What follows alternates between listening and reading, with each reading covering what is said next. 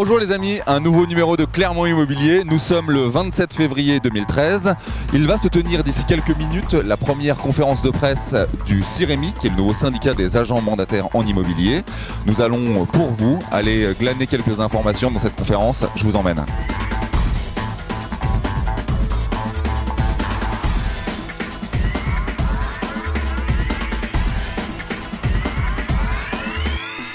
Bonjour à tous et merci d'être là aujourd'hui. C'est avec un grand plaisir que je vous accueille pour cette conférence de lancement du CIREMI, donc le syndicat des réseaux de mandataires en immobilier.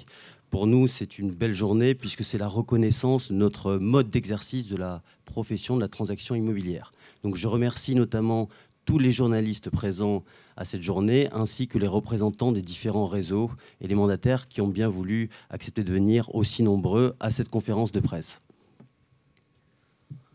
Alors, comment va se dérouler la conférence? On aura 4 parties.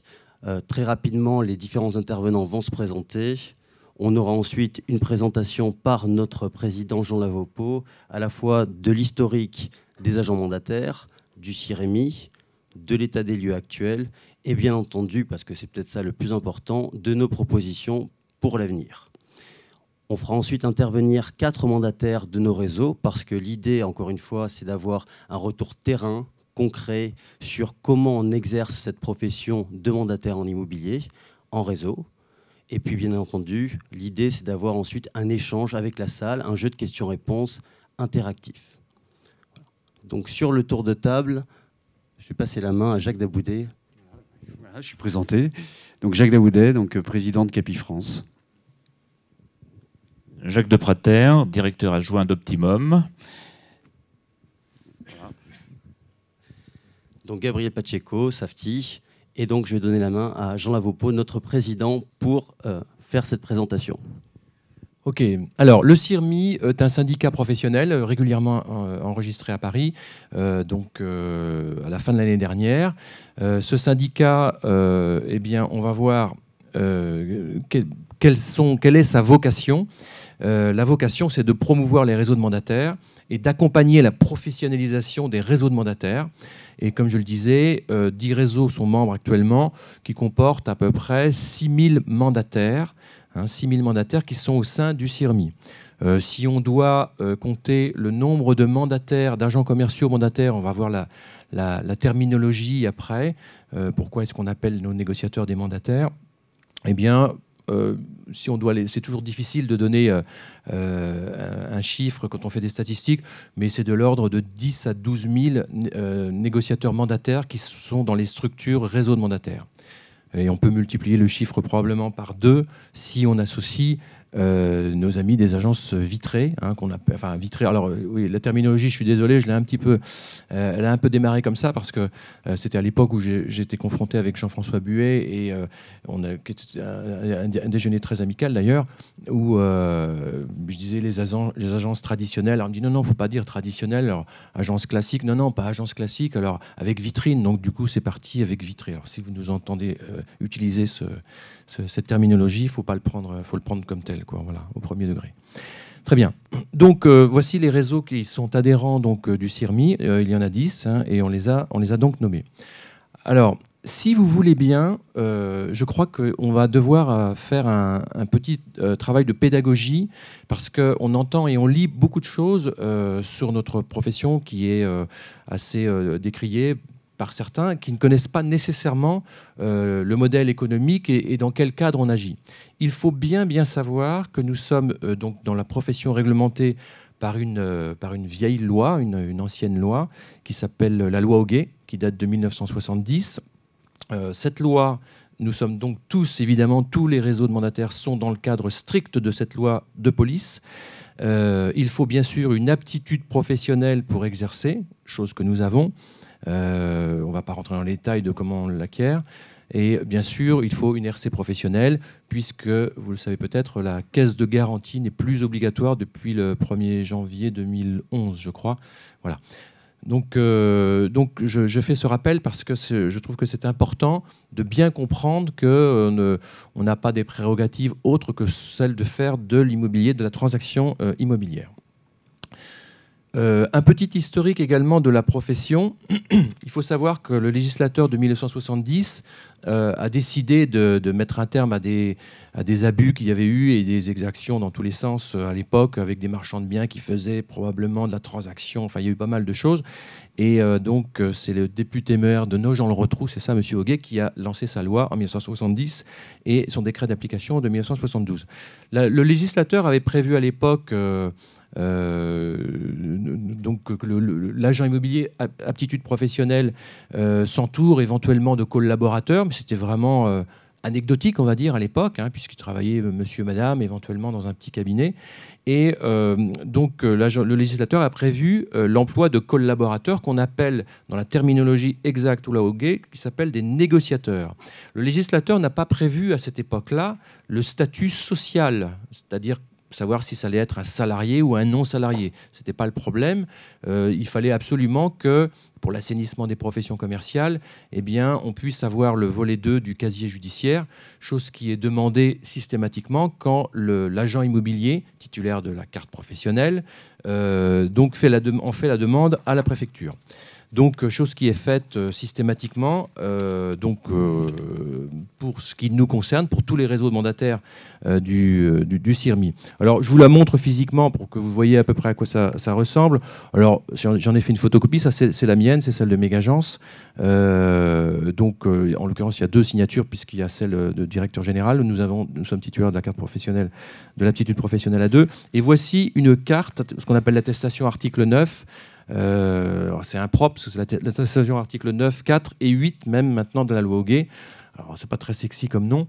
Voilà, ça ressemble à ça. Il y a 3 signatures dessus. Il y a celle du titulaire de la carte pro.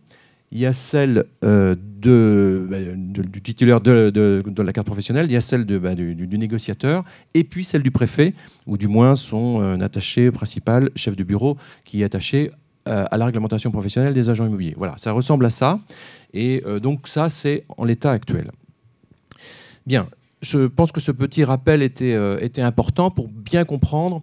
Il ne faut pas mélanger les terminologies. Quelquefois, on entend des gens qui disent agent immobilier mandataire. Vous voyez, des choses comme ça. Donc il y a les agents immobiliers titulaires de la carte professionnelle, aptitude professionnelle, et puis il y a les négociateurs qui sont au statut salarié ou non salarié. Voilà. Alors, ce qui s'est passé, et là, bon, nos amis de la CNACIM qui sont ici présents et le syndicat des agents commerciaux en immobilier qui sont ici présents au fond, Jean-Yves Frappin, Bruno Garot et leur collaboratrice Françoise, qui est d'ailleurs secrétaire, je crois, de la CNACIM, hein, qui a un titre, voilà. Donc, ils sont ici présents et qui en parleraient et qui en parleront après beaucoup mieux que moi. Ce qui s'est passé, c'est que en 2006, le statut de négociateur non salarié a été un peu malmené, je crois que c'était en 2005. Et puis, la loi ENL de 2006, qui est une espèce de loi un peu fourre-tout, où il y a pas mal de choses, on y a retrouvé notamment le fait que, alors Jean-Yves Frappin vous parlera ça mieux que moi, mais le fait que les négociateurs non salariés des agents immobiliers devaient être au régime agent commercial, qui est un sous-statut, encore, on va dire, de non-salariés. Alors, ça a fait quoi, ça a fait que le contrat que nous avons, que les têtes de réseau, enfin les aptitudes professionnelles ont avec un négociateur non-salarié, eh bien, on l'appelle un contrat de mandat, d'où la terminologie mandataire. Donc, un agent commercial négociateur, on l'appelle le mandataire. Voilà d'où vient l'origine de la terminologie. Alors, ce qui s'est passé, c'est que depuis le début, et pas depuis la naissance d'Internet. Depuis 1970, les agents immobiliers se sont entourés donc, de négociateurs et ont préféré, pour des questions économiques, de s'entourer de gens qui étaient non salariés, c'est-à-dire donc qui sont devenus du coup des mandataires agents commerciaux. Pourquoi ? Bien parce que c'est l'activité même de commercial pour faire de la transaction immobilière, eh bien c'est une activité qui demande de l'indépendance et qui comporte un mode, la partie variable de rémunération doit être importante. C'est la raison pour laquelle les agents immobiliers n'ont majoritairement n'utilisent pas de salariés, on va dire, majoritairement dans la profession. Alors, on n'a pas de chiffres exacts. Je crois qu'Henri Buzicazo, ici présent, que j'ai oublié de citer tout à l'heure, mais que vous avez tous reconnu, on sait un petit peu plus sur la répartition des salariés et non salariés dans les agences immobilières. Il faut savoir qu'une agence immobilière, puisque je suis issu depuis maintenant 29 ans que j'exerce le métier de la transaction, je suis issu de l'autre modèle, vous voyez, de l'autre côté je suis issu des agents immobiliers normaux. Je ne sais pas si on doit bien employer ce mot-là en ce moment. Traditionnel, voilà, vitré. Et j'ai même été pendant 11 ans à la direction des générales du réseau ERA Immobilier. Et donc, 90% des négociateurs de ces agences, particulièrement d'ailleurs dans les réseaux de franchise, et particulièrement les réseaux de franchise d'origine américaine, sont tous agents commerciaux indépendants. C'est-à-dire que le contrat de mandat qu'ont les négociateurs de ces agences est exactement le même, loi de 91, loi ENL de 2006, que celui que nous avons dans les réseaux de mandataires. Donc c'est vraiment important que vous connaissiez ça, parce qu'il n'y a pas de différence en fait. Voilà, donc le recours aux négociateurs non salariés donc, dans la profession remonte depuis l'origine. Alors, ce qui s'est passé, ça ne vous a pas échappé, c'est qu'évidemment, en 1970, il n'y avait ni Internet, ni téléphone mobile, et qu'aujourd'hui, eh bien, ce n'est plus le cas. Nous sommes dans une extrême mobilité, et la tendance est maintenant lourde. On va dire que ça ne va pas changer demain. Ce qui s'est passé, c'est que cette manière de procéder a fait en sorte que le consommateur, et cette fois, on va le replacer au centre. Bonjour à vous, bienvenue. Installez-vous. Le consommateur, donc, qu'on doit remettre au centre du débat, eh bien, il se trouve que ce consommateur, le client, le consommateur immobilier, eh bien, fait sa recherche principalement, on ne dit pas que c'est 100% des cas, mais principalement sur Internet, via Internet. Et la mobilité va de plus en plus grande avec tous les smartphones, etc. Et aujourd'hui, on se rend compte que ce modèle permet, et cette manière d'accéder à l'information immobilière, eh bien, a permis à nos structures de démarrer, dont la première, je le rappelle, a été Capifrance, qui a démarré il y a une dizaine d'années, je crois, avec Jean-Claude Côté-Moine, et c'est un modèle qui a donc fait école, puisque c'est un modèle économique qui résout bien des problèmes et qui apporte beaucoup, beaucoup de solutions surtout. Voilà. Alors, si on fait l'état des lieux actuel de ces nouveaux acteurs, donc qu'on appelle les agences immobilières en réseau de mandataires.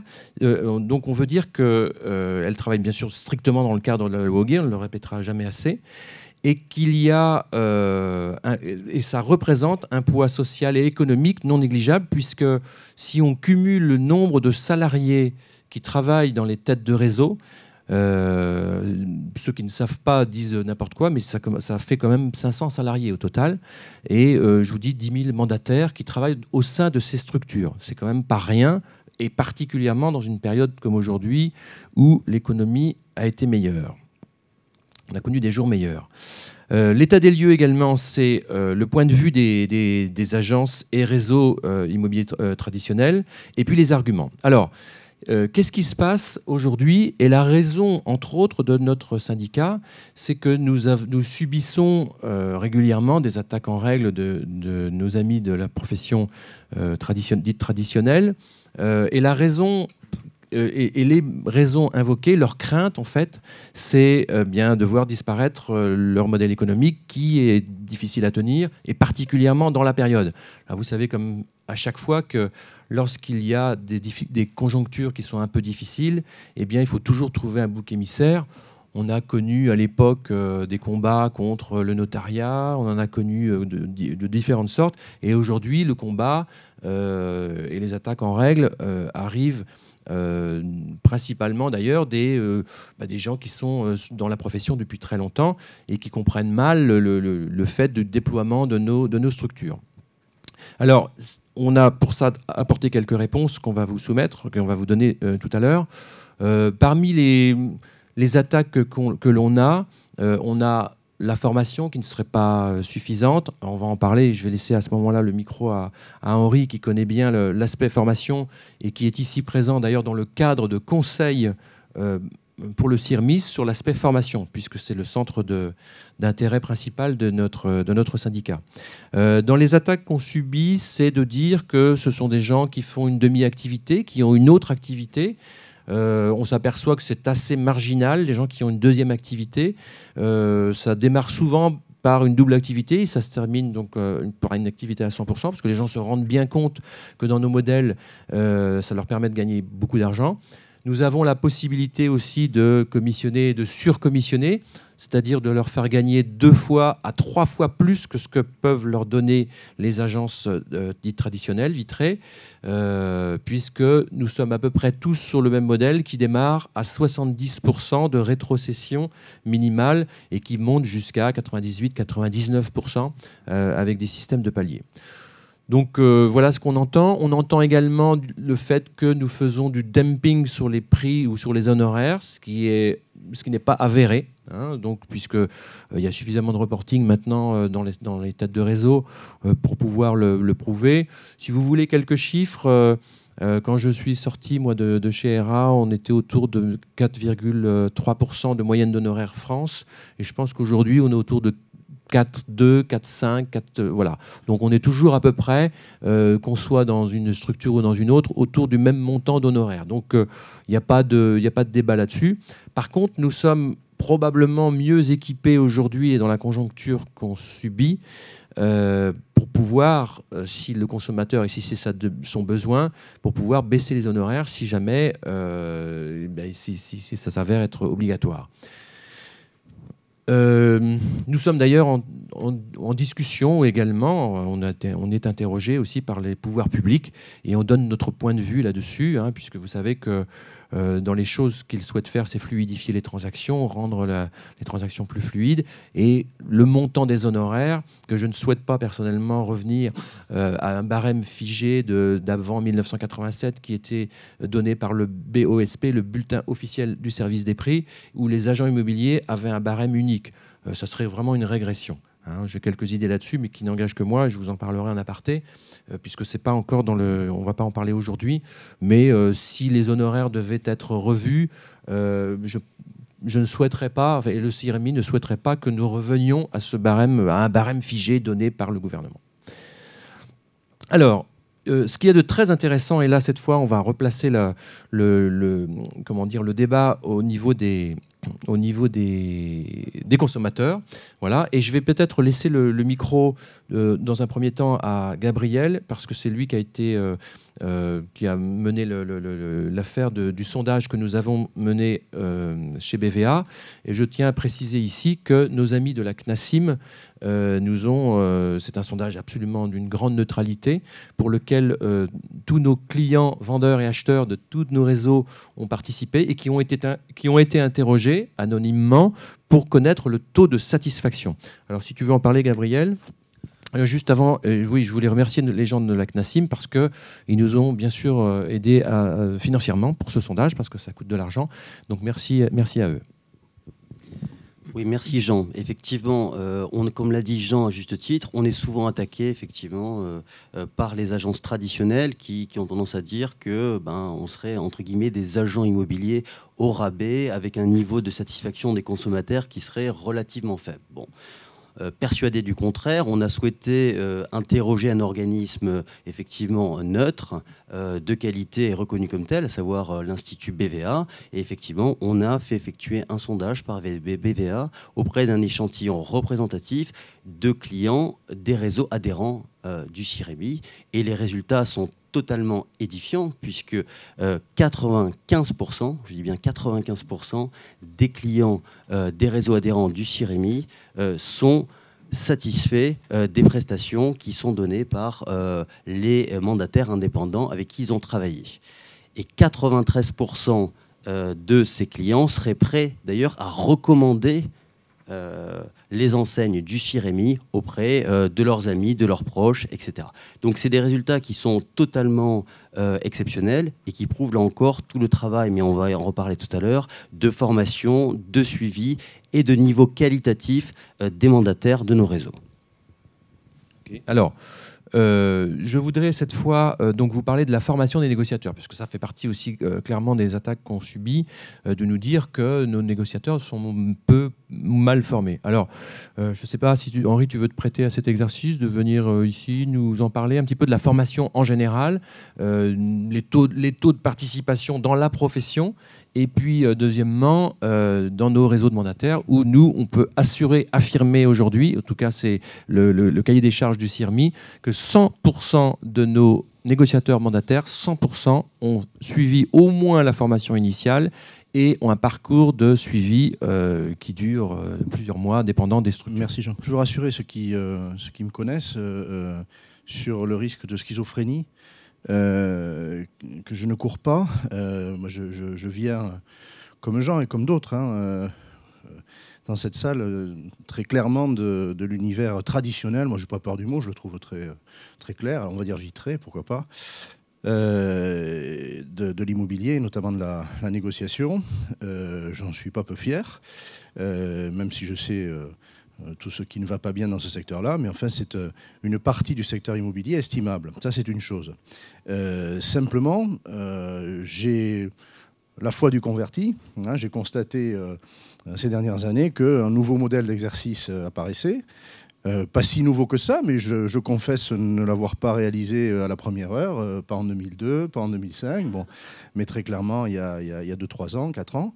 J'ai regardé ce phénomène économique et je me suis dit, comme vous, en tant qu'observateur, acteur aussi, qu'il était là, qu'il était intéressant, qu'il avait sans doute sa raison d'être, parce qu'on ne voit pas de phénomène économique apparaître et durer si le consommateur n'en a pas besoin, si le marché n'en a pas besoin, donc le marché doit en avoir besoin.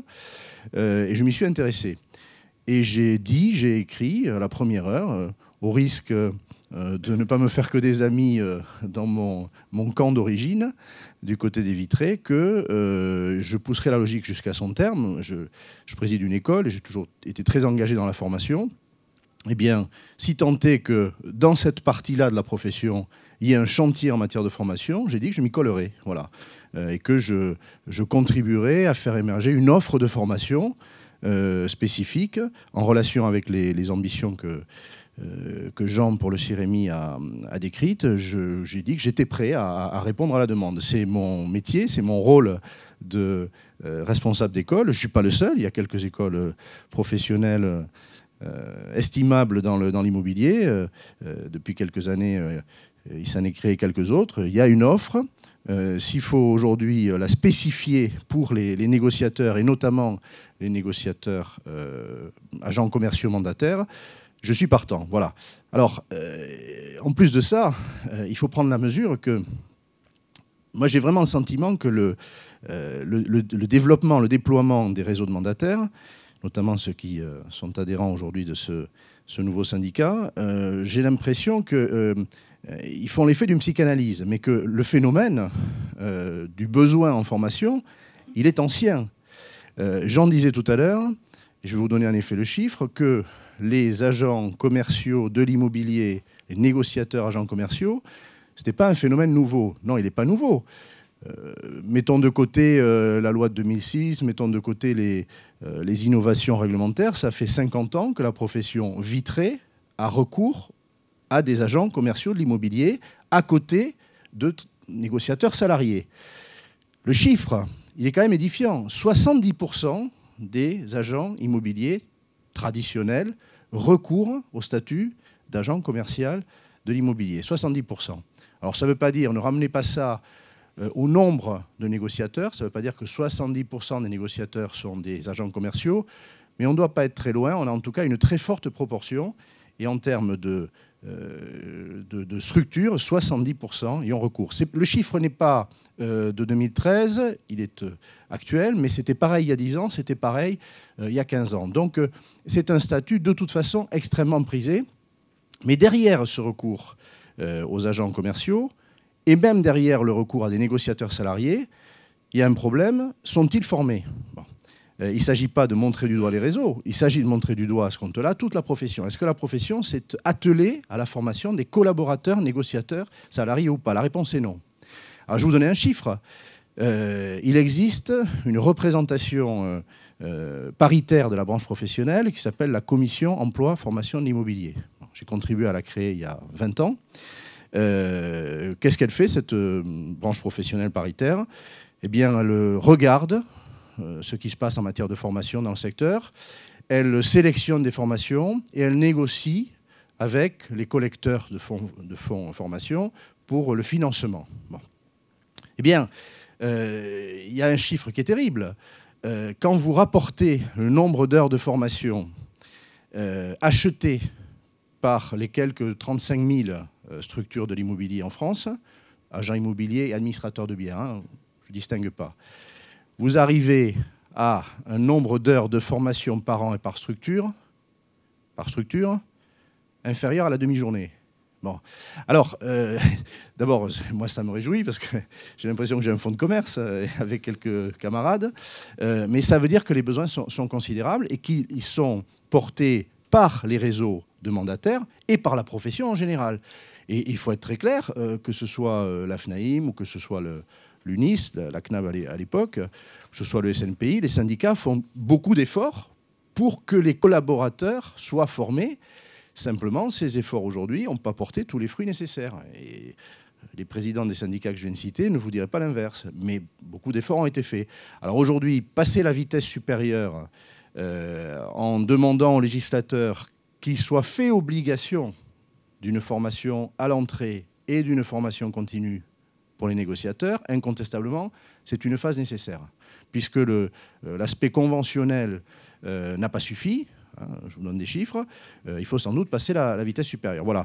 Donc, moi, je suis là pour éclairer le syndicat sur ce que doit être une bonne formation pour que les compétences de départ d'un négociateur agent commercial ou salarié, hein, d'ailleurs, mais pour que les compétences de départ soient assurées.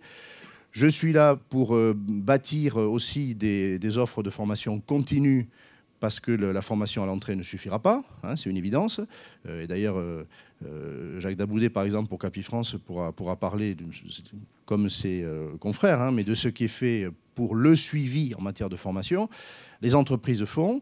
Si demain c'est une obligation réglementaire, je pense qu'il faudra s'en réjouir. Et en tout cas, moi, je suis là pour qu'il y ait une offre. Et je ne serai pas le seul à la porter. Éventuellement même, on peut aller, je pense que c'est nécessaire, vers une certification, c'est-à-dire vers une reconnaissance qui peut être publique. Hein, elle peut être privée dans un premier temps, publique dans un second temps. Une reconnaissance des compétences nécessaires à l'entrée. C'est-à-dire que le négociateur devra pouvoir attester. Il aura suivi une formation qualifiante et il pourra attester qu'il a effectivement les compétences nécessaires. Voilà, on peut aller vers une certification, une reconnaissance. Voilà en quelques mots le sujet. Et voilà mon rôle dans le travail fait par le syndicat pour le compte de ses adhérents et je dirais des autres. Hein. Ça, c'est le malheur d'un syndicat, c'est qu'il travaille aussi pour les autres, il travaille pour l'ensemble de la profession, mais en tout état de cause, il y a un besoin qui est avéré. Oui, voilà. Donc parmi les choses, les attaques qu'on reçoit, c'est de dire si un client a un problème, d'accord, avec un agent, avec un négociateur, eh bien, il peut toujours aller voir l'agence, ce qui n'est pas le cas si la tête de réseau se trouve à 500 km. Alors, bon, nous sommes en 2013. Si d'ailleurs le législateur a prévu que nous ayons des RC professionnels, qu'on n'active jamais d'ailleurs, puisque vous le voyez affiché, le taux de sinistre dans les réseaux de mandataires est de 0,0%, ça on l'affiche, on l'affirme, et c'est incontestable. Il y a une raison fondamentale à ça, c'est qu'en 2006, la loi ENL qui a obligé donc les négociateurs à être agents commerciaux a également obligé que ces agents commerciaux ne rédigent pas les compromis de vente, l'avant-contrat, donc qui est la source principale des litiges possibles. Eh bien, comme nous ne rédigeons pas les avant-contrats, eh bien, nous avons un taux de sinistre qui est égal à 0%. Ceci étant rédigé par les notaires. Ceci étant bien sûr rédigé par les notaires qui ont fait entre 7 et 10 ans d'études juridiques et qui nous semblent un peu plus appropriés pour pouvoir rédiger les compromis de vente. Voilà, donc ça c'est la raison pour laquelle donc, on n'a pas plus il n'y a pas de question, de fondement par rapport à cette attaque que nous subissons sur cet aspect. Alors, je voudrais donner un petit aperçu de ce qui se passe également des négociateurs qu'on appelle, les négociateurs dans le monde. Alors, mis à part l'Espagne, le Portugal, je suis sûr qu'il n'y a aucune condition d'accès pour les négociateurs. Peut-être l'Italie. D'ailleurs, il n'y en a même pas pour le patron d'une agence en Espagne. Il n'y a pas de loi au guet. Mais à part ces pays-là, peut-être d'autres qui sont... je n'ai pas été voir jusqu'au Zimbabwe. Mais au moins, si on regarde les Pays-Bas, la Belgique, la Suède, les États-Unis, évidemment, tous les négociateurs des agences ont une licence, ils ont une aptitude, une certification. Et on est pour l'instant un des seuls pays qui n'avons pas cette fameuse certification, alors donnée par l'État, le pouvoir public, ou donnée par un ordre ou par un conseil supérieur, je ne sais pas. Mais il faut absolument avoir cette licence en cours de validité pour pouvoir exercer la profession de négociateur. Ce qui n'est pas le cas en France pour tous les négociateurs, quel que soit leur statut. Voilà. Donc c'est important. Alors ça, c'est le préambule pour vous dire que, et les écrans, on va arriver au terme de notre conférence, et vous pourrez poser les questions à nos amis mandataires qui sont ici présents. Ça fait partie donc des propositions qu'on leur fait.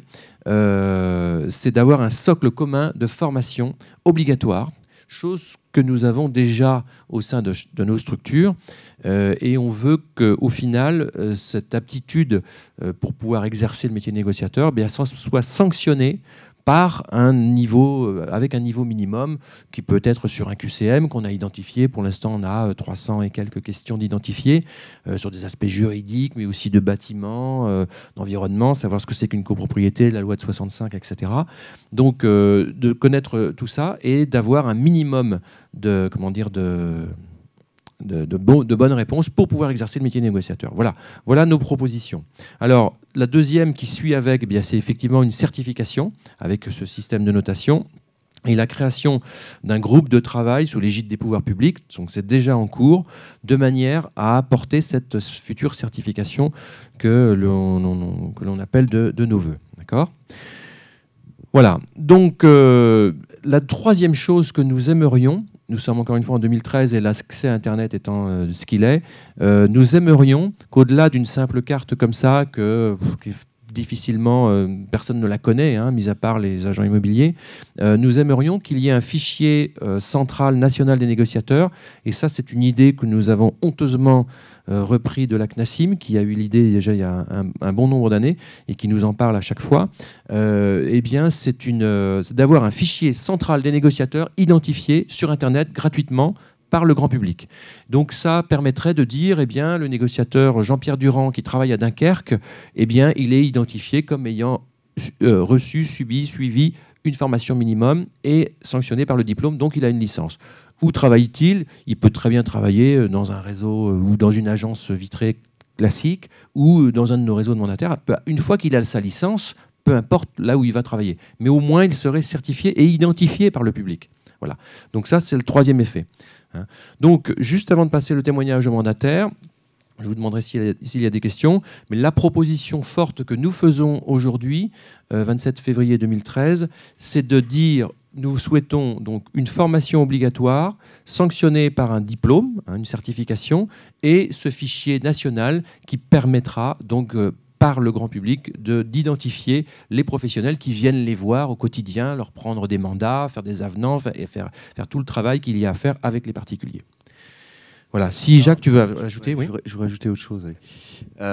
Si on a cette démarche aujourd'hui dans le cadre du CIREMI, donc du syndicat des réseaux mandataires immobiliers, c'est parce qu'on l'a évoqué, il y a un certain nombre d'attaques, il y a des réalités concrètes sur le terrain dans notre profession, mais c'est qu'on a une vraie volonté de professionnaliser ce métier.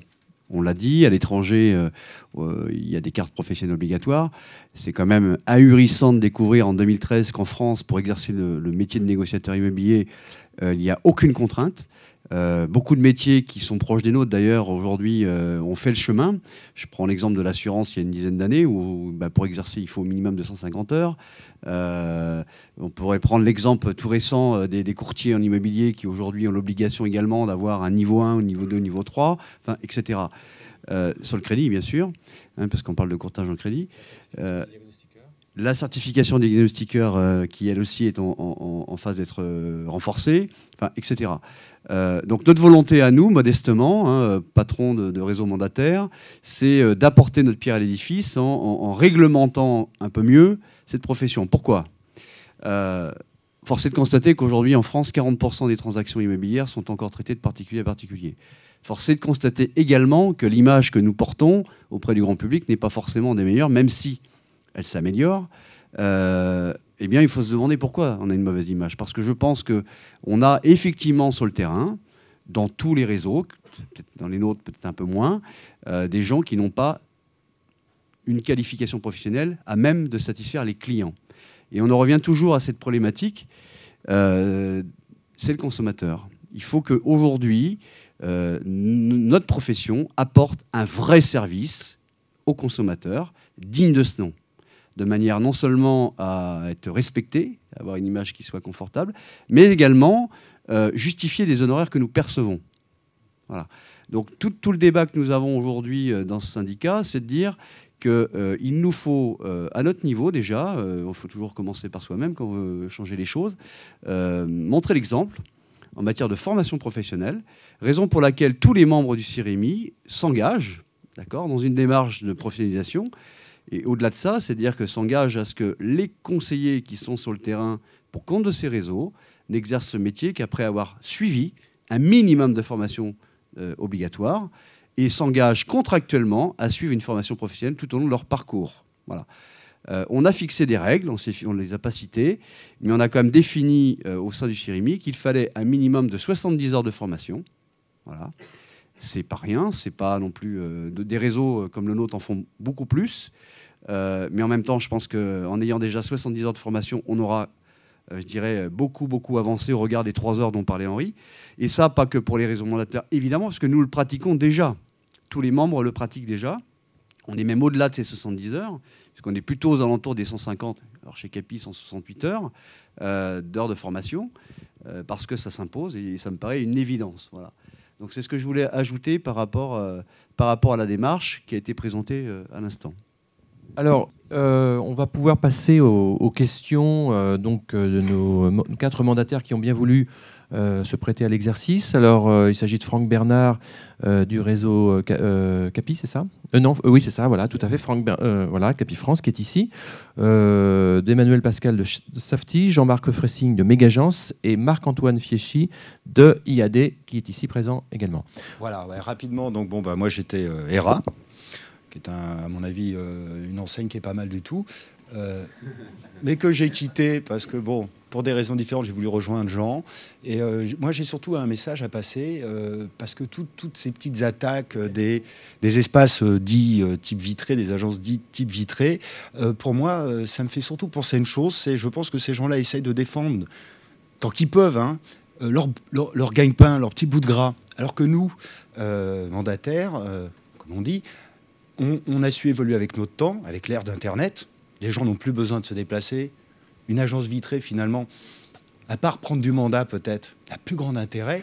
Et nous, à la différence de ces gens-là qui veulent rester tankés sur leur petite montagne de plus grand-chose, nous, on a su changer nos habitudes et se diriger vers les gens. C'est-à-dire que du fait qu'on n'ait plus d'espace vitré, on est beaucoup plus à l'écoute et on est beaucoup plus en démarche d'aller voir les clients, d'aller se déplacer vers eux. Je pense que ça, c'est important. Donc, moi, j'ai vu ce principe s'élaborer. J'ai voulu y adhérer parce que je me suis dit, finalement, nous, on a quand même une démarche qui est quand même très, très importante. Je dirais, en plus, la crise, on la connaît, elle est là, plus ou moins. On en parle.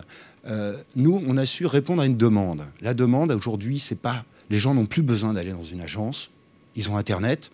Et les temps sont difficiles. Et nous, on a su serrer les coudes et faire profiter du fait qu'on en a moins de dépenses en logement, en location, avec des outils informatiques et des choses qui coûtent plus cher à entretenir. Nous, on a un ordinateur, on a notre abonnement Internet. et on a su réduire les coûts.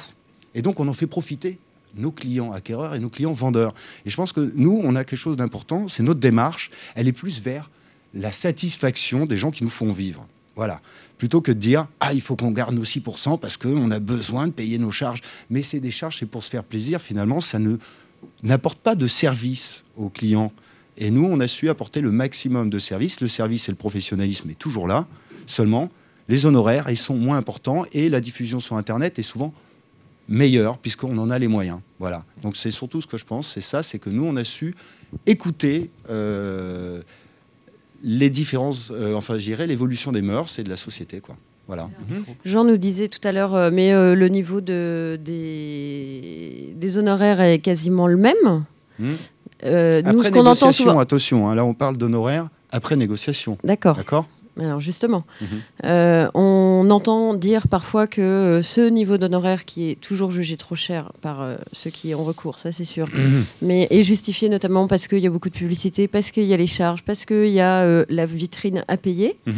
Alors si vous êtes sur le même niveau de rémunération avec moins de coûts, quel service vous offrez en plus pour le même prix ? Quel service on offre en plus? Je vous l'ai dit, mais je vais vous l'expliquer. C'est le fait que nous, on va en avant, on va vers le client. On a cette démarche maintenant d'aller vers les propriétaires. Et c'est quand même très différent de celle de l'agent immobilier type qui est assis sur sa chaise, hein, qui est un commerçant, il attend que les gens poussent la vitrine. Nous, du coup, on n'a plus besoin de vitrine, on n'a plus besoin que les gens viennent chez nous. C'est nous qui allons chez eux. Voyez ? Et ça, c'est différent. C'est-à-dire qu'on a su téléporter notre profession chez les gens. Parce que les gens, maintenant, de plus en plus, ont moins en moins envie de se déplacer. C'est l'effet cocooning. Ils sont derrière l'ordinateur. Ils ont besoin beaucoup plus que les gens viennent vers eux. Pourquoi le SAV ou la commande par Internet, ça marche de mieux en mieux? Parce que les gens n'ont plus ce besoin, n'ont plus envie de se déplacer. Et c'est nous qui le faisons à leur place. C'est nous qui allons vers eux. On n'a plus besoin d'attendre qu'ils viennent vers nous.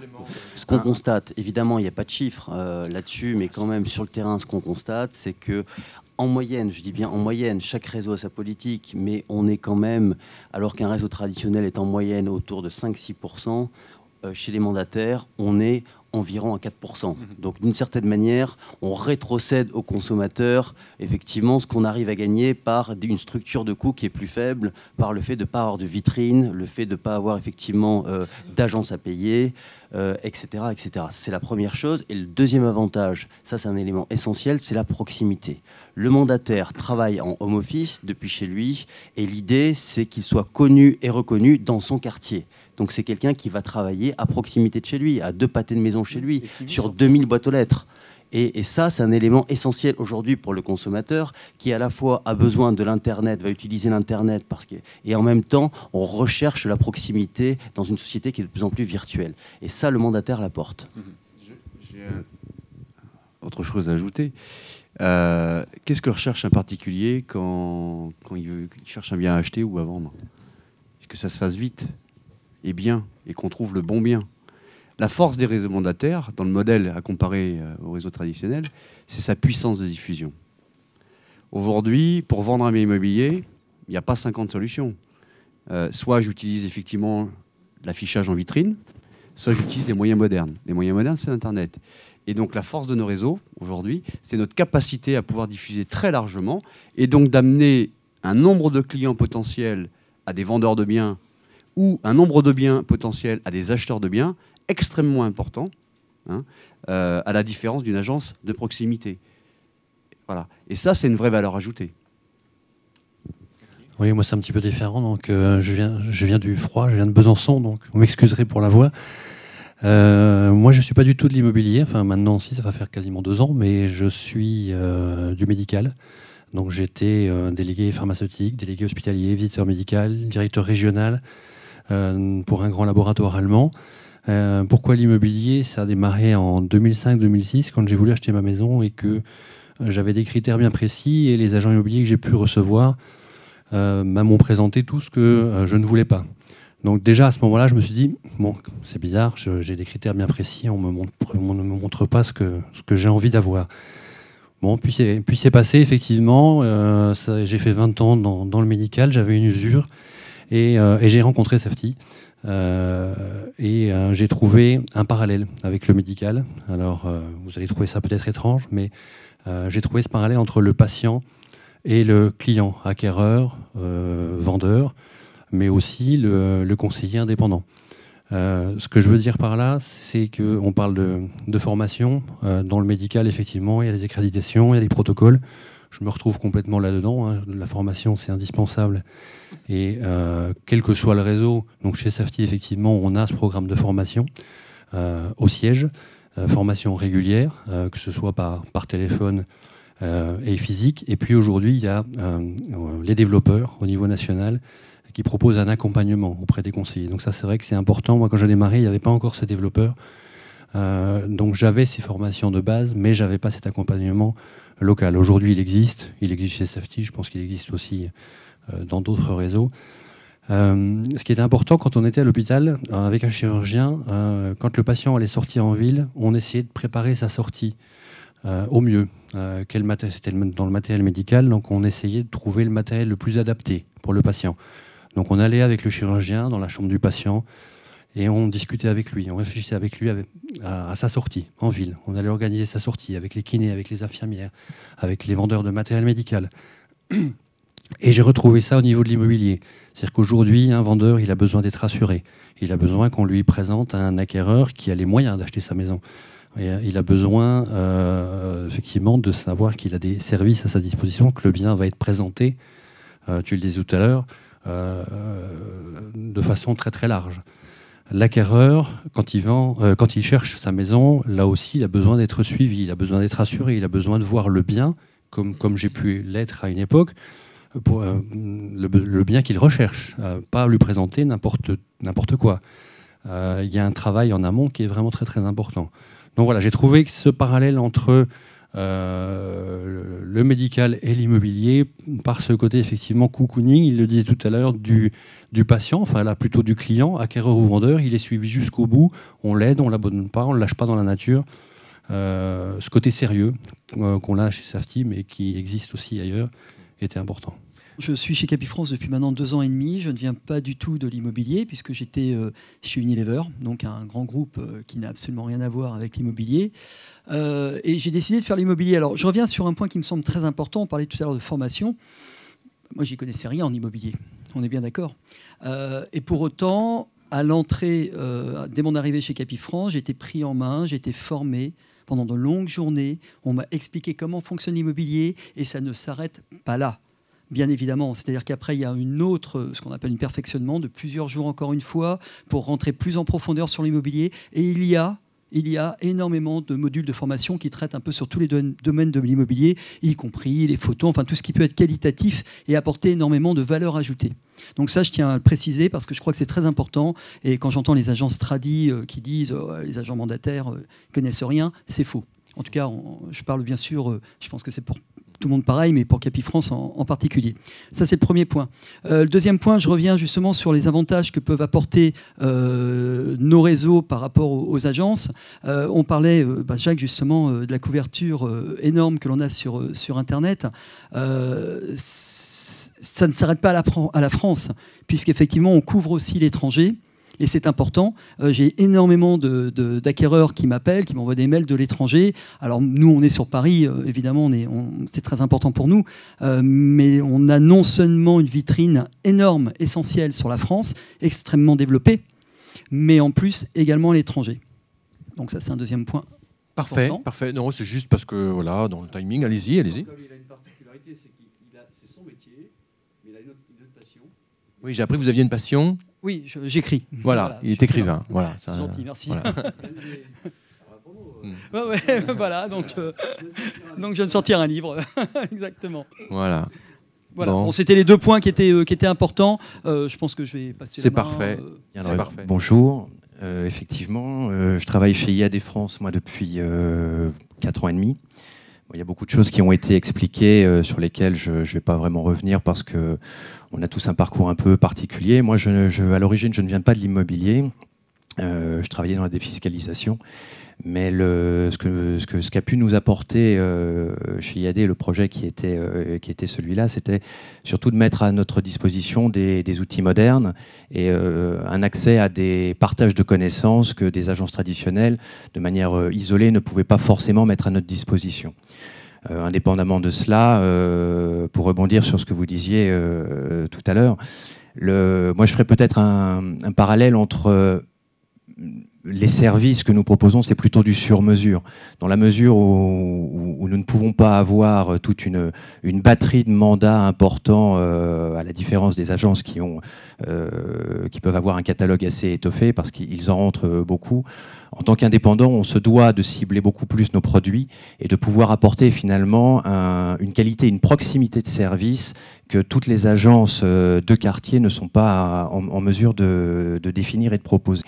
Et donc à ce titre-là, on peut imaginer que cette relation devienne plus qualitative et que on soit un peu leur référence immobilière, comme on peut avoir un médecin de famille, comme on peut avoir peut-être un notaire également qui s'occupe de manière spécifique des intérêts du groupe. Ça, c'était quelque chose que l'on pouvait imaginer en tant qu'indépendant. Après, ce qui nous motive sûrement lorsqu'on se jette, qu'on n'est pas dans l'activité immobilière, mais qu'on décide de franchir le cap avec des agents de mandataires, et quelles que soient les enseignes, parce qu'il y en a de très bons. Mais en revanche, c'est d'avoir une rémunération bien sûr plus forte, puisque comme vous le rappeliez là tout à l'heure, Monsieur Lavopo, on est souvent rémunéré de 2 à 3 fois plus pour le même travail. À condition bien évidemment de faire un travail de qualité et d'arriver à la conclusion. Et notre meilleure motivation, c'est bien évidemment de pouvoir conclure et de ne pas simplement rentrer des mandats. Voilà, ce que j'ai oublié tout à l'heure, donc bien ça sûr, me revient d'un seul tout coup. à fait. Mais ça me semble important. Dans votre question, madame, nous sommes le seul interlocuteur, ça rejoint un peu ce que vous dites à l'instant, mais on est le seul interlocuteur avec notre client-vendeur. Et là, ça crée une relation qui est essentielle. Je fais des délégations de mandat avec des agences tradies, on m'amène une personne, le lendemain c'est une autre personne, une troisième personne, bref. Je pense que ce n'est pas suffisamment qualitatif. Et ce qu'attend justement le vendeur, c'est d'avoir une promiscuité, une relation exceptionnelle avec nous. Et c'est ce qu'on apporte, puisque je suis, en l'occurrence, le seul et unique interlocuteur qu'aura ce vendeur. Et ça, je pense que c'est très très important, justement. Et ça crée la différence. Ouais, ça crée la différence. Parfait. Voilà, merci. Est-ce que vous avez d'autres questions, mesdames et messieurs les journalistes? Oui, une question ici. Allez-y. Il y a un autre élément important dans le business model, on va dire, de vos réseaux, c'est les abonnements que payent les mandataires chaque mois. Quelle est la politique? Est-ce que ça se ressemble d'une enseigne à l'autre? Est-ce que vous avez des prescriptions là-dessus aussi, ou la volonté de mettre en place quelque chose de commun, enfin une action là-dessus? Alors effectivement, la plupart des réseaux, voire la totalité des réseaux ont effectivement des abonnements mensuels qui vont de l'ordre de 200 hors taxe à 350 € environ. Ce qu'il faut savoir là-dessus, c'est que ce sont des packs d'abonnements qui sont extrêmement complets, avec une diffusion en annuité, avec toutes les formations et les suivis dont on a parlé. Et ce sont effectivement des abonnements qui sont très très largement subventionnés. C'est-à-dire que le coût pour chacune de nos structures, chez Sapsi par exemple, ça va bien au-delà des 200 € qui sont demandés par mois. Donc finalement, notre intérêt, comme l'intérêt du mandataire, c'est de vendre. Pourquoi? Parce qu'il va percevoir 70-80% de la rémunération sur chacune des ventes. Et nous, ce qui nous fait vivre et nous développer, c'est la marge qu'on va prendre, donc les 20 ou 30% restants. Mais au final, quand on regarde bien, pour 200 ou 300 € par mois, on a quelqu'un qui devient chef d'entreprise et qui n'a que ça à payer finalement. Et c'est beaucoup plus intéressant que s'il se mettait à son compte en agence traditionnelle par exemple, ou s'il crée une franchise, où là il aura un investissement global de l'ordre de 100 000 €. Chez nous, on peut démarrer avec 1 000 ou 1 500 € de trésorerie. Celui qui veut créer une agence traditionnelle, c'est 100 000 €. Donc on contribue à créer de l'emploi par cette action-là. Quelle est la part dans vos enseignes de chiffre d'affaires qui est générée par les abonnements et par après les 30% sur les frais d'achat? Alors, je vais parler pour nous. La part de chiffre d'affaires, c'est à peine 8%. Voilà, donc c'est comme le disait à l'instant, on gagne notre vie sur les ventes, très clairement. S'il n'y a pas de vente, il n'y a pas de chiffre d'affaires. Clairement, c'est pas la plupart. Enfin, en tous les cas, je parle pour Capifrance. on perd de l'argent sur le pack, hein, clairement. C'est-à-dire que si on devait facturer le vrai prix du pack, ce serait au minimum 3 fois ce prix-là. Voilà. Pourquoi ? Parce que, comme on l'a souligné, il y a des investissements importants de formation qui sont gratuites pour nos négociateurs. Hein. Vous connaissez, j'imagine, le prix d'une journée de formation en France. Aujourd'hui, pour nos réseaux, en l'occurrence, ces formations sont autofinancées. Hein.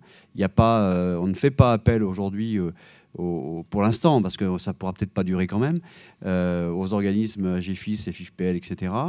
Je le dis pour l'instant parce que, encore une fois, dans notre volonté, c'est de continuer, d'accélérer et d'augmenter les formations qu'on dispense. Voilà. Et alors, selon l'état des réseaux, nous avons plus ou moins de moyens. Mais si on veut vraiment poursuivre cette voie, à un moment donné, il va falloir que nous fassions appel, enfin certains le font peut-être d'ailleurs, appel à ces subventions, entre guillemets, qui sont, je dirais, utilisées par beaucoup. Hein. Et c'est un vrai sujet d'ailleurs, peut-être pas qu'on traitera aujourd'hui, qu'il faudra probablement reposer dans le cadre d'une évolution de la profession. Parce qu'à un moment donné, toute profession qui veut évoluer doit mettre des moyens et profiter, entre guillemets, aussi de ce qui existe au niveau de l'État.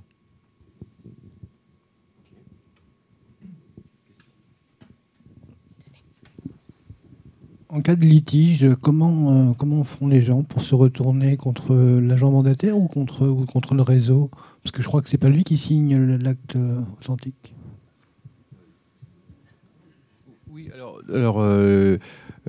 litige. Alors c'est l'acte la promesse de vente, l'avant-contrat est signé chez le notaire, d'accord. L'acte définitif est de toute façon signé chez le notaire. C'est le cas d'ailleurs de 70% de la profession, tout confondu. Hein. D'ailleurs aujourd'hui, quand on voit l'épaisseur d'un compromis de vente, après en avoir signé personnellement, j'en faisais 450 par an quand j'avais mon groupe personnel Elite Immobilier au Mans. Aujourd'hui, je ne veux même plus les rédiger parce que voilà, il y a beaucoup trop de choses. Quand on voit l'épaisseur des diagnostics, etc. Donc on va chez le notaire. Donc les litiges, il peut y avoir des litiges commerciaux, absolument. Là, on est équipé, chacun d'entre nous, avec des systèmes d'enquête de satisfaction, et puis les gens peuvent nous attaquer. On a d'ailleurs, le législateur a prévu, je vous rappelle, des RC professionnels pour le cas où, comme dans toutes les professions, pour le cas où on peut avoir un litige ou un sinistre, chose que nous n'avons pas jusqu'ici. Hein. On peut assurer qu'on a 0,0% de sinistre. Mais des litiges, il peut y en avoir tous les jours. Un négociateur qui oublie le numéro de l'eau de la cave, le cas le plus courant en ce moment, c'est avec les assainissements, la fosse septique qui n'est pas aux normes alors que le client le pensait, on n'est pas tombé dedans pour aller voir. Enfin bon, voilà. Donc du coup, il y a des causes de litige ou de soucis, il y en a toute la journée. Mais on les règle, hein. Donc on les règle, ça se règle. Hein.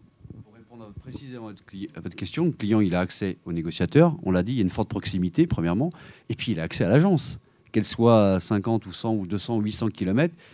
Aujourd'hui, on a à disposition sur nos sites internet la possibilité de pouvoir porter une réclamation en ligne directement, et puis il y a les numéros de téléphone, c'est-à-dire qu'on a nous un service, alors chez Capifrance, un service qualité, service réclamation, qui gère toutes les demandes avec un engagement de réponse dans les 24 heures. Voilà, et de traitement. Ça veut dire que derrière, si le client n'arrive pas à joindre son conseiller pour X ou égal problème, il appelle automatiquement le siège, puisque sur l'ensemble des documents que nous remettons, et à commencer par le mandat de vente, apparaissent les coordonnées de l'agence immobilière, à savoir celle du siège. Voilà. Donc le numéro de téléphone, il a évidemment le numéro de téléphone du conseiller, mais il a surtout le numéro de téléphone du siège. Mais le mandat de vente, il est signé entre un client lambda et l'agence, ou entre chacun Voilà. Non, mais il est signé effectivement avec l'agence. Et ça, c'est une sécurité, effectivement, puisque le mandataire est mandaté par l'agence. En l'occurrence, un client va signer directement avec Safety. Et donc, d'une certaine manière, s'il y a un litige ou s'il y a un sinistre, il va se retourner contre Safety, contre l'agence. Il y a un double jeu, entre guillemets. C'est-à-dire que moi, si je veux vendre... Non, ce que je veux dire, c'est... Moi, si je veux vendre mon appart, mon mandat de vente, il sera signé entre moi et le siège. Exactement. Oui. Et derrière, vous remandatez quelqu'un. Voilà. On est représenté par un mandataire sur le terrain. Voilà. On a un contrat, complètement ensemble. Ils ont la capacité à pouvoir prendre des mandats au nom de l'agence, au nom de notre carte professionnelle. Mais c'est sécurisant effectivement pour le client parce qu'effectivement, il a contracté avec une tête de réseau, qui a un service qualité, qui a une responsabilité civile professionnelle, qui a des avocats, qui a des juristes, le cas échéant, en cas de litige. Voilà. Merci. Pour revenir juste un instant, sans vous prendre trop de temps, sur la notion d'accompagnement et de proximité du client. J'ai entendu surtout le mot vendeur, mais il me semble que le modèle français laisse surtout l'acquéreur pour compte, que l'acquéreur n'est pas accompagné. Alors est-ce que vous signez quelquefois, souvent, pas du tout, des mandats de recherche? Est-ce que vous n'avez pas l'intention de vous rapprocher du modèle dit chasseur immobilier qui semble apporter, pour le coup, une réelle valeur ajoutée? Mais alors, je vous rassure tout de suite, madame, on fait ce métier. Voilà. On est aussi bien du côté vendeur que du côté acheteur. Hein, voilà, c'est la base de notre métier, nous, aujourd'hui. Donc, on est déjà dans cette démarche. Mais bien sûr que tous les réseaux mandataires, aujourd'hui, pratiquent le mandat de recherche pour des acheteurs, etc. Il faut peut-être le dire, parce qu'on l'ignore, oui. Et on entend surtout, encore une fois, le mot Absolument. vendeur quand on parle de client. Bah, c'est clair qu'effectivement, pour acheter un bien, il faut trouver un vendeur, mais il arrive aussi fréquemment qu'on s'occupe. D'ailleurs, j'ai envie de vous dire qu'aujourd'hui, on passe beaucoup plus de temps avec des acheteurs qu'avec des vendeurs. Vous me permettez de rebondir sur cette question. Quels sont les effets de la crise immobilière et de la tension sur le marché sur les négociations et sur la suite des mandats? Là, c'est clair, vous avez tous eu les chiffres, c'est vous qui les avez d'ailleurs publiés. Il y a eu 150 000 transactions en moins en 2012, donc c'est pas rien. Donc c'est énorme. En fait, ce qui se passe, c'est que l'arbitrage va se faire sur la baisse des prix. Voilà, donc, ça c'est le deuxième effet. Donc quand le volume de transactions baisse, eh bien, les délais de vente se rallongent et ça finit pour les gens qui sont obligés de vendre avec une baisse des prix. Donc là, on le ressent clairement. Alors je ne vais pas parler pour Paris, mais pour la province, c'est très très clair et dans les campagnes, encore pire. Hein, donc là où on a clairement on est inscrit dans une baisse durable et la transaction, quand les biens doivent être vendus, ils vont se vendre. Donc voilà. Hein. Est-ce que ce sont sur la question de ma consoeur, est-ce que ce sont les acquéreurs maintenant qui sont plus durs en négociation avec vous? Comment vous situez-vous, vous qui effectivement recherchez des mandats de vente?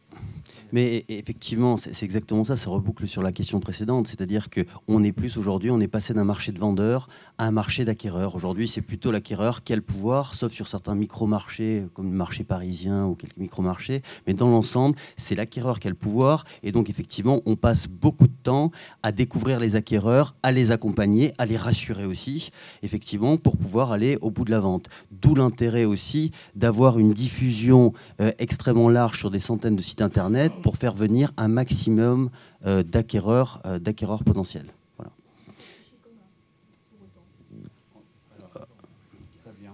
Ça vient, on y travaille, ça vient. Mais ce qui est aussi intéressant dans ce contexte de crise, c'est de se dire que finalement, ça reboucle sur une autre des questions. Aujourd'hui, les mandataires en immobilier, on est en forte croissance, mais on ne fait, entre guillemets, que 7 ou 8% du marché. Alors, la question que beaucoup me posent, de journalistes, c'est pourquoi, entre guillemets, de telles attaques de la part des agences traditionnelles envers vous? C'est juste que, comme vous l'avez compris, comme le marché se rétrécit, ils cherchent effectivement, entre guillemets, des boucs émissaires sur le marché et les mandataires sont des boucs émissaires idéaux aujourd'hui sur ce marché-là, alors que, encore une fois, vous l'avez compris, on fait un travail de qualité, on a envie d'aller encore plus loin dans la formation, l'accompagnement et vers une certification, mais qu'effectivement, c'est un peu facile de dire c'est la faute au mandataire plutôt que de dire c'est avant tout la faute au marché et l'absence de remise en cause de leur propre modèle. Pour rebondir là-dessus, moi je pense que tous les modèles ont leur place. D'accord. En même temps, pour être factuel, nos modèles de réseau mandataire progressent dans un marché en crise. La bonne question, c'est pourquoi. Je pars du principe que le marché a toujours raison. Voilà. Si aujourd'hui, le marché en tant que tel, sans générique du terme, des réseaux comme le nôtre fonctionnent, se développent, c'est quelque part, ils correspondent à une attente du particulier dans sa recherche, dans sa demande. Voilà. Donc je pense que quand on a dit ça, on a tout dit. Hein. Donc notre modèle aujourd'hui, certes, dérange la profession, Mais on me racontait, certains me disaient, il y a une vingtaine d'années, quand les réseaux de franchisés sont arrivés en France, on parle de Century, on peut parler d'ERA, on peut parler de La Forêt, etc. C'était aussi la grosse crise dans la profession, parce que c'était pas possible qu'on allait leur prendre leur marché. Bon, force est de constater aujourd'hui que oui, les réseaux de franchise, qui sont un modèle de distribution de l'immobilier comme un autre, ont pris leur place. Aujourd'hui, le monde des réseaux mandataires, depuis une dizaine d'années, se développe et prend sa place progressivement. Mais encore une fois, je le répète, si ce mode de distribution de l'immobilier fonctionne, c'est qu'il correspond tout simplement à une attente du marché. Et la grosse différence, ça n'a peut-être pas été assez dit, c'est que depuis 10 ans, le monde a changé et le monde change. L'Internet, on peut dire au-delà de l'Internet, les moyens de communication au sens large évoluent et évoluent vite et très vite. On pourrait parler des réseaux sociaux, par exemple, sur les 3 dernières années, avec une montée en puissance importante. Eh bien, si dans nos métiers, on n'est pas en capacité de s'adapter à ces évolutions qui sont ni plus ni moins les demandes du marché et les demandes des clients, je pense qu'effectivement, on a des inquiétudes à avoir. Ce n'est pas notre cas, et en tous les cas, on œuvre aujourd'hui pour pouvoir accompagner ces évolutions technologiques au profit de nos clients et dans l'intérêt de nos clients, parce qu'on les oublie un peu trop souvent. Donc une dernière peut-être question de Olivier. Justement, une question pour Jean Lavaupeau. On entend depuis le début de cette conférence une grande tension et une sorte d'opposition aux agents immobiliers dits traditionnels. Je pense qu'aujourd'hui, les clients, c'est ce qui m'intéresse le plus moi, ont besoin que les agents immobiliers, c'est-à-dire l'intégralité des agents immobiliers, vous et les normaux, entre guillemets, s'unissent. Plutôt que se diviser. Justement, en tant que patron du CIREMI, j'aimerais savoir, est-ce que tu vas aller voir les gens de la FNAIM, les gens de l'UNIS, et quel chantier tu vas leur proposer? Merci de cette question, Olivier. Oui, alors là, aujourd'hui, on peut dire que donc, je suis le porte-parole du syndicat CIREMI, et j'en appelle à tous les patrons de syndicats, que ce soit de la FNAIM, de l'UNIS, que je connais très bien, évidemment du SNPI, Alain Dufoux, pour qu'on travaille de concert, parce qu'il n'y a pas deux métiers de l'immobilier. Il y a les négociateurs sur le terrain, peu importe qu'ils soient attachés à une agence physique vitrée ou qu'ils soient dans un réseau de mandataires, et de manière à ce que nous travaillions ensemble et qu'on ne laisse pas les pouvoirs publics nous faire une loi qui ne nous correspondrait pas. Et je préfère qu'on travaille ensemble de concert. Nous ne sommes pas du tout hostiles à aucun modèle. On est très œcuménique sur l'histoire et on veut donc apporter des forces de proposition. Et je le rappelle, formation, certification et annuaire de tous les acteurs visibles, par exemple, par Internet. L'idée pour nous, c'est de faire partie, et de fait, on en fait partie, de cette grande famille de la transaction en immobilier. Et on est les premiers à vouloir, effectivement, travailler de concert avec les autres syndicats, la FNAIM, l'UNIS, le SNPI, etc. Et l'idée de la création et de cette conférence de presse de lancement du CIREMI, c'est justement dire, on existe sur le marché, faisons en sorte, effectivement, que tous ensemble, on construise l'immobilier de demain.